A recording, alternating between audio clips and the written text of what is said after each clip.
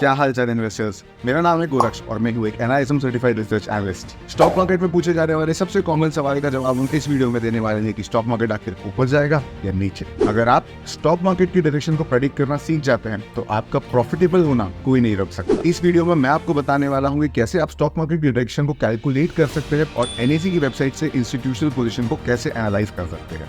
Calculations के लिए आप एक्सेल शीट का इस्तेमाल करने वाले हैं, इसलिए आने वाले 9 मिनट आप इस वीडियो को बहुत ध्यान से देखिएगा।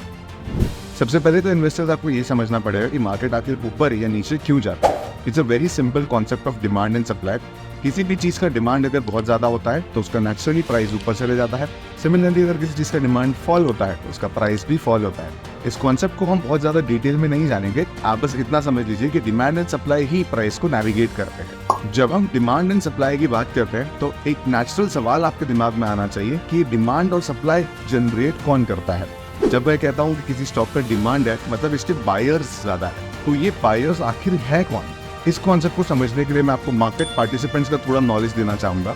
स्टॉक मार्केट में 4 मेजर पार्टिसिपेंट्स होते हैं और सब्सिक्वेंटली इसमें से कौन सा पार्टिसिपेंट हमारे काम का है ये आपको वीडियो में आगे पता चलेगा। तो 4 जो सबसे इंपॉर्टेंट पार्टिसिपेंट्स होते हैं वो है FII, that is foreign institutional investors. ये फॉरेन इन्वेस्टर्स होते हैं जो इंडियन मार्केट में इन्वेस्ट करते हैं। सेकंड होते हैं DII, that is domestic institutional investors. ये LIC और म्यूचुअल फंड जैसी कंपनीज होती है जो खुद इंडियन कंपनीज है, इंडियन लोगों से पैसा देके इंडियन स्टॉक मार्केट में इन्वेस्ट कर देगी। थर्ड सबसे इंपॉर्टेंट पार्टिसिपेंट आता है HNI, that is high net worth individuals. इन्हें प्रो प्लेयर्स भी कहा जाता है। Examples like Rakesh Jhunjhunwala, Vijay Kedia, these are the people जो इंडिविजुअल्स होने के बावजूद बहुत लार्ज सम ऑफ वॉल्यूम को कंट्रोल करते हैं। एंड फाइनली सबसे स्मार्टेस्ट एंड सबसे एक्टिव पार्टिसिपेंट रिटेलर्स। तो जो डिमांड सप्लाई का पूरा गेम है ना, इसमें जो चारों पार्टिसिपेंट्स हैं यही आपस में शेयर को खरीदते और बेचते रहते हैं। जब जब इंस्टीट्यूशन कोई शेयर को खरीदता है तो यूजुअली उस शेयर का प्राइस बढ़ता है। जब जब रिटेलर किसी शेयर को खरीदते हैं और इंस्टीट्यूशन उस शेयर को बेचता है तो ऑब्जर्व किया जाता है कि शेयर का प्राइस घट रहा है। अभी 4 पार्टिसिपेंट में से सबसे ज्यादा पैसा होता है FII और DII के पास में, तो इन दोनों के ऊपर में थोड़ा सा डिस्कशन कर लेते हैं। डोमेस्टिक इंस्टीट्यूशन के पास में जनरल पब्लिक से फंड्स आते हैं, इन्हीं फंड्स को फिर वो इक्विटी मार्केट में इंक्लूड कर देते हैं। अब डोमेस्टिक इंस्टीट्यूशन का एक सबसे कॉमन एग्जाम्पल तो आपका म्यूचुअल फंड ही होगा। आपने ऑब्जर्व किया होगा कि जैसे ही आपका म्यूचुअल फंड का SIP कटता है, अगले कुछ दिनों में आपको एक प्रॉपर NAV असाइन कर दिया जाता है। ये नेट एसेट वैल्यू जो होता है ये आपके बिहाफ पे उस म्यूचुअल फंड ने खरीद लिया है और आपके नाम पे होल्ड कर दिया है। सो ऐसे में कीन ऑब्जर्वेशन ये होती है कि जितने भी पैसे आप म्यूचुअल फंड को देते हो उसमें से मेजॉरिटी पैसे तो वो मार्केट में वहीं के वहीं लगा देता है, चाहे मार्केट ऊपर हो या नीचे हो। तो इसलिए DII की पोजीशन का एनालिसिस बहुत ज्यादा प्रोडक्टिव नहीं होता। और अब आता है इस वीडियो का सबसे important participant FIIs। Foreign institutions के ऊपर में कोई रिस्ट्रिक्शंस नहीं होते, वो जब चाहे कितना भी पैसा लगा सकते हैं और कितना भी पैसा निकाल सकते हैं। फॉरेन इंस्टीट्यूशन अगर किसी भी स्टॉक में हैंडल करते हैं तो उनके आने से स्टॉक का प्राइस काफी जल्दी शूट अप हो जाता है, क्योंकि ये पैसा इंडियन इकोनॉमी के बाहर से आया है, इसलिए ये प्राइस में इतना फ्लक्चुएशन पैदा कर सकते हैं। तो शॉर्ट टर्म से मीडियम टर्म के लिए आप इतना समझ लीजिए, अगर फॉरेन इंस्टीट्यूशन किसी स्टॉक को या फिर किसी इंडेक्स को बेचे जा रहे हैं तो वो इंडेक्स न्यू हायर हाई नहीं बनाते जाएगा। सिमिलरली फॉरेन इंस्टीट्यूशन अगर किसी स्टॉक में अपनी पोजीशन को ऐड किए जाते हैं, मतलब वो स्टॉक मार्केट में अपने पैसे को इन्फ्यूज करते हैं, तो हम देखते हैं कि मार्केट अपने आप ऊपर की तरफ जाता है। अब अगर फॉरेन इंस्टीट्यूशन की पोजीशन का एनालिसिस आप करना सीख जाए तो कहीं ना कहीं आप मार्केट की डायरेक्शन को प्रेडिक्ट कर पाएंगे। चलिए NSE की वेबसाइट से मैं आपको सिखाता हूँ कि ये डेटा आप फ्री में कैसे पा सकते हैं। सबसे पहले आप गूगल पर सर्च करेंगे participant wise open interest NSE। आपको जो पहली लिंक दिख रही है नेशनल स्टॉक एक्सचेंज की, इस पर आप क्लिक कर देंगे। NSE इंडिया की जो वेबसाइट है, अब इस पर आप देखिए ये डेटा एवरी डे शाम को 7:30-8 बजे के अराउंड में अपडेट हो जाता है। आपको कौन से डेटा को चेक करना है ये मैं आपको बता देता हूँ। आपके सामने स्क्रीन शो हो रही होगी जिसमें आपको अलग अलग डेटा दिख रहा है। पार्टिसिपेंट वाइज ओपन इंटरेस्ट, ये वाली रिपोर्ट को डाउनलोड कर देंगे। फैंटास्टिक। अब जब ये रिपोर्ट डाउनलोड हो गई है, इसे हम एक्सेल में एक बार खोलेंगे।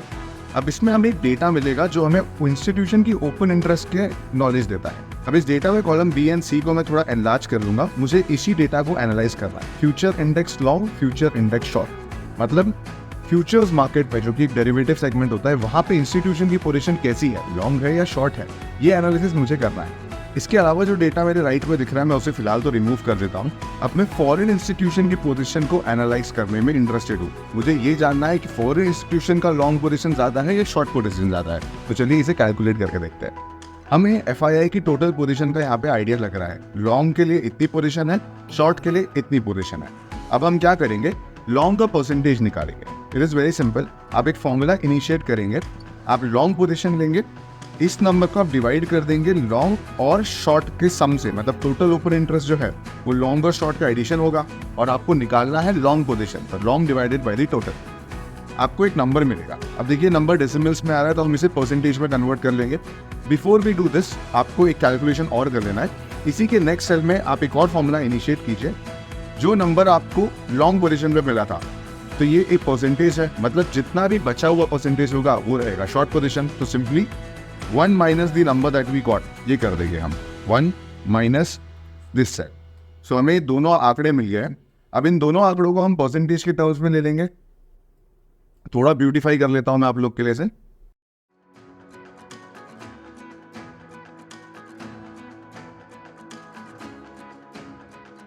यस, सो आप देख सकते हैं कि इंस्टीट्यूशन की long position at this point is 49% and short position is 51%। ये एक न्यूट्रल स्टैंड है, लेकिन शॉर्ट पोजीशंस जो है वो इस पॉइंट पे बढ़ रही है।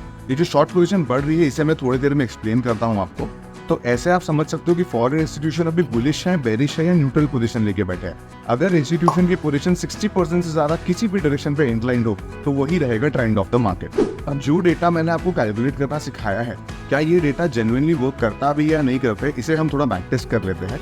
इस डेटा को मैं गिव और टेक 1.5 साल से अपने टेलीग्राम चैनल पे ट्रैक कर रहा हूँ। अब इस डेटा का ही एनालिसिस मैं आपको टेलीग्राम पे दिखा देता हूँ। अब जैसे आप मेरी स्क्रीन पे देख सकते हैं कि मैं 5 अप्रैल का आपको डेटा दिखा रहा हूँ जहाँ पे इंस्टीट्यूशन की पोजीशन का एनालिसिस किया है। अब देखिए फॉरेन इंस्टीट्यूशन का यहाँ पे 83% शॉर्ट पोजीशन है। तो इस ड्यूरेशन पे आप मार्केट को चेक करेंगे तो एक्चुअली मार्केट गिर रहा था।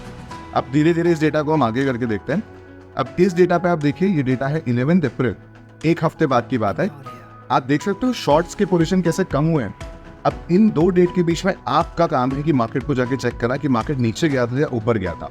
शॉर्ट कम होना मतलब मार्केट का लाइकली है ऊपर जाने के लिए। अब 17 अप्रैल, एक और हफ्ते बाद अगर आप सेम डेटा को देखते हो तो आप आइडेंटिफाई करोगे कि 61% शॉर्ट है। याद है 83% से 61% पे आना।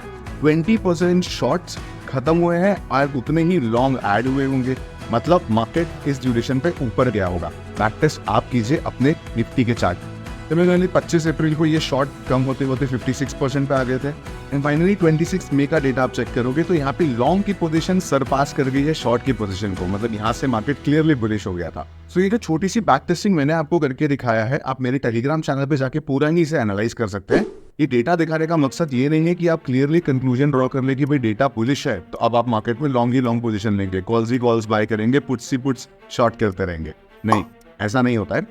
आपको ये एक डायरेक्शन का आइडिया देता है। इंट्राडे ट्रेडिंग के लिए डेटा काम का नहीं है आपके। ये डेटा आपको बस एक व्यू बताता है कि ओवरऑल मार्केट एक बुल मार्केट में है, मीनिंग मार्केट अगर गिरता है तो आप कलेक्ट कर लो। ये एक कैलकुलेटेड स्टेप होता है जिससे आप तुक्का नहीं मार रहे हो, आप एक एनालिसिस कर रहे हो इंस्टीट्यूशन की पोजीशन का। सो डेफिनेटली ये एनालिसिस हेल्पफुल तो रहेगा, लेकिन कभी भी ये याद रखिएगा इस 100% एक्यूरेसी वाला एनालिसिस स्टॉक मार्केट पे कोई भी नहीं होता है। तो सिर्फ ये एक डेटा के बेसिस पे आप लॉन्ग या शॉर्ट की पोजीशन नहीं बनाएंगे, आपको इसके साथ में प्राइस एक्शन, वैल्यूएशन जैसे काफी सारे और कॉन्सेप्ट्स का नॉलेज होना चाहिए। To conclude this video, institution की पोजीशन का एनालिसिस करना जरूरी इसलिए है क्योंकि वही लोग डिमांड एंड सप्लाई को ओन करते हैं और इसलिए फॉरेन इंस्टीट्यूशन की इंडेक्स पे पोजीशन को एनालाइज करना बहुत जरूरी होता है। आई होप ये कंटेंट आपको यूजफुल लगा होगा। शेयर कीजिए इसे अपने फ्रेंड्स एंड फैमिली के साथ में। मैं आपके लिए ऐसे इन्फॉर्मेटिव कंटेंट बनाते रहूंगा। आपको मेरे लिए इस चैनल को सब्सक्राइब कर देना है। See you in the next one.